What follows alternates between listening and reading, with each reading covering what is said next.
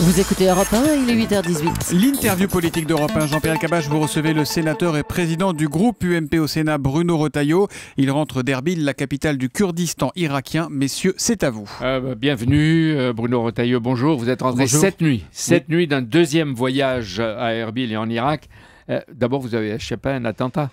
À 15 minutes près, mais ce n'est pas moi qui étais visé, c'était le gouverneur, qui est l'homme fort là-bas, à Erbil, la capitale du Kurdistan irakien. C'est-à-dire qu'il y avait la présence de Daesh, y compris sur ce territoire-là. Bien sûr, c'est une voiture piégée qui a explosé quelques minutes après notre passage. Et ça a affolé le gouverneur et la population locale, où ils sont habitués? Ils ne sont pas habitués parce que le dernier attentat à Erbil, c'était le 26 septembre 2013. Il n'y avait pas eu d'attentat de ce type-là depuis un an. La coalition internationale bombarde Daesh, freine Daesh. Est-ce que les milices terroristes sont pour autant affaiblies? Elles sont affaiblies. Il y a eu des victoires, notamment le barrage près de Mossoul et puis Beiji, la raffinerie tout près. Mais il faut savoir qu'ils se sont adaptés à ces frappes et que désormais Daesh se font beaucoup plus dans la population, ce qui rend plus problématique les frappes aériennes. Est-ce que ça leur donne envie de combattre et de résister à Daesh? Bien sûr, bien sûr. Et je peux vous assurer que si Daesh a voulu frapper le gouverneur hier, c'est parce que le Kurdistan est la zone de stabilité et les Peshmerga sont en première ligne contre les djihadistes. Et on dit que le gouverneur est une personnalité forte. 2 Français ont été identifiés parmi les bourreaux qui ont décapité une vingtaine de personnes dimanche. Est-ce que vous pensez, vous, qu'il y a d'autres Français qui sont en train d'être entraînés dans des camps spécialisés qui vont commettre ce même type d'actes et qui combattent en Irak et en Syrie? Oui, et il y en a de plus en plus. Il y a eu pratiquement un doublement depuis le début de l'année. Il y a 1200 Français qui sont engagés dans ces filières. Parmi eux, il y a 400 combattants, y compris des femmes. C'est absolument terrible. C'est ce que dit Bernard Cazeneuve. Mais est-ce que ça veut dire que ceux qui sont en train d'être formés peuvent faire les mêmes actes que les 2 Français qui ont décapité? Oui, absolument, oui. Et c'est ce qui doit nous interroger.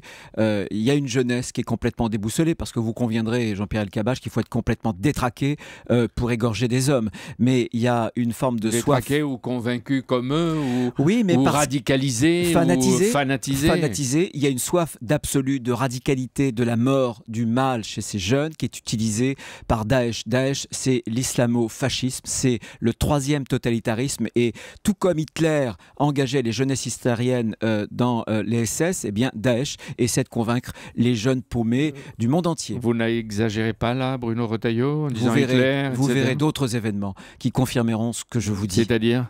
Vous verrez que dans les semaines, dans les mois prochains, on aura d'autres preuves de ce cancer qui se répand chez nous, sur le sol français et là-bas. Il y a des jeunes Français qui partent, qui ne sont pas de culture musulmane, qui ne sont pas en rupture non plus sociale et qui ne sont pas non plus dans des grandes cités. Ils peuvent être comme le jeune Normand dans une commune rurale de 3000 habitants. Oui, c'est-à-dire l'islam ou la religion, cet islam-là, fanatisé, la religion sont des alibis.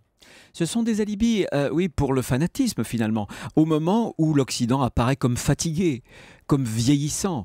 Et pour ces jeunes-là, sans doute déboussolés, même détraqués, il y a une forme de magnétisme qui est extrêmement puissant, qui est le magnétisme du mal, de la mort. Et on utilise, de la part de Daesh, la stratégie de la terreur. Doublement, bien sûr, puisque vous savez que ces vidéos sont utilisées sur un double objectif. L'objectif pour convaincre ces jeunes du monde entier, y compris français, de venir renforcer leur rang. L'objectif aussi de terroriser sur place en Irak les populations et bien sûr ceux qui les combattent. Oui,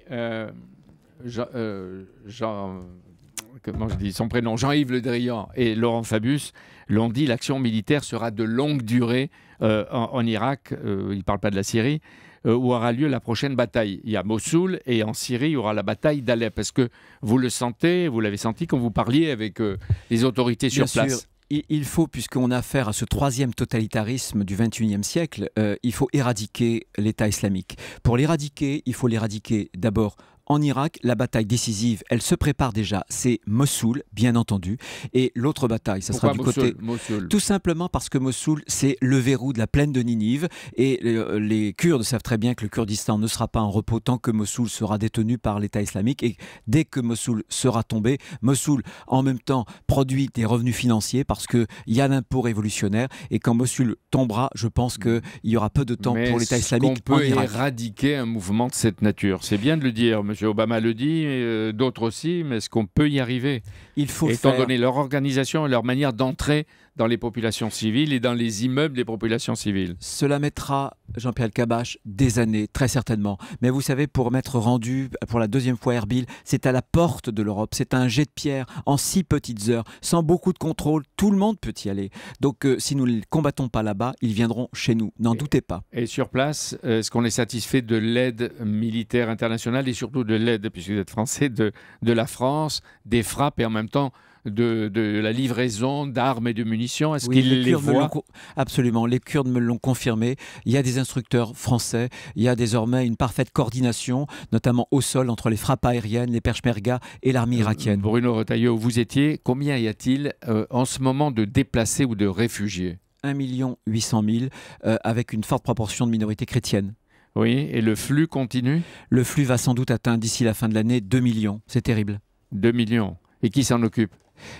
Alors, 4% sont dans les camps du HCR, qui est une agence de l'ONU, ce qui veut dire que tout le reste, pratiquement 1 700 000, vit avec la solidarité de voisinage et notamment confessionnelle. Les églises là-bas s'en occupent énormément, mais il faut savoir que les agences de l'ONU m'ont dit qu'elles avaient encore de l'argent jusqu'au mois de janvier, mais après ce sera la catastrophe humanitaire mondiale. Il va falloir se mobiliser. Pourquoi vous dites à partir de janvier? Tout simplement parce qu'il faut 100 millions d'euros par mois pour pouvoir subvenir à ces centaines de milliers de femmes, d'enfants, de vieillards. Surtout que c'est l'hiver là-bas et que ça va être un hiver très rude. Avec Ouest France, le Quai d'Orsay, vous avez livré au cours de ces voyages 10 tonnes de nourriture et de médicaments. Vous pensez que ça sera suffisant? Non. Bien sûr que non. Bien sûr que non. Mais écoutez, si chacun d'entre nous se disait, voilà, rien de ce qui est inhumain de nous être étrangers, nous sommes des hommes, nous sommes des femmes, nous avons des cœurs, et si chacun essayait d'aider, je vous assure que ça ira un peu mieux. Vous avez commencé une collecte là? Vous la lancez? Oui, je lance oui, il faut absolument la lancer. Je vais demander à François Hollande, à Laurent Fabius un rendez-vous. Il faut une conférence internationale pour l'aide humanitaire. Si nous ne collectons pas plusieurs centaines de millions d'ici le début de l'année prochaine, il y aura un drame humanitaire en Irak de grande ampleur. Et n'est-ce pas aussi le devoir de l'Europe, un peu Ponce Pilate, d'agir et peut-être d'aider, de financer les aspects militaires et les aspects humanitaires? Pour moi, c'est clair. La France, aux côtés notamment des Anglais, nous financions l'opération militaire.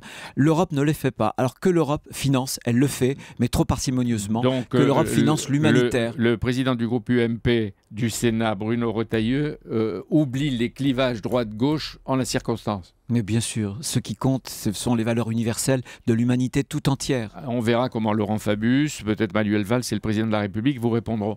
J'ai envie de redescendre 1 minute sur Terre. Cet après-midi, François Fillon saura si la justice l'autorise à récupérer l'enregistrement de Jean-Pierre Jouyet. Ce déjeuner louche a abîmé son image. Vous étiez soutien de François Fillon. Est-ce que vous le restez? Je le reste plus que jamais, parce que j'ai la certitude que c'est un mensonge, que c'est une manipulation, et ceux qui ont fait ça sont absolument en dessous de tout. Dernière remarque, Nicolas Sarkozy a promis cette nuit à un meeting de Mulhouse, si l'UMP revient au pouvoir, de défaire la carte de la réforme des régions qui a été votée cette nuit, comme le disait tout à l'heure Thomas. Monsieur le sénateur, est-ce que vous donnez raison, Nicolas Sarkozy, de revoir la carte? Moi, je pense que la bonne chose, c'est le conseiller territorial qui aurait permis de fusionner les départements avec les régions. Ça aurait été beaucoup plus clair et on aurait fait plus d'économies. Et les rites scolaires, il veut abroger la loi aussi? Et il a raison, il a parfaitement raison, parce que ça coûte 1 milliard d'euros aux Français. C'est terrible, on ne peut pas vouloir faire des économies et en même temps mettre sur le dos des collectivités des charges supplémentaires. Merci Bruno Retailleau d'être venu ce matin sur Europe 1. Merci également à vous, Jean-Pierre Elkabbach.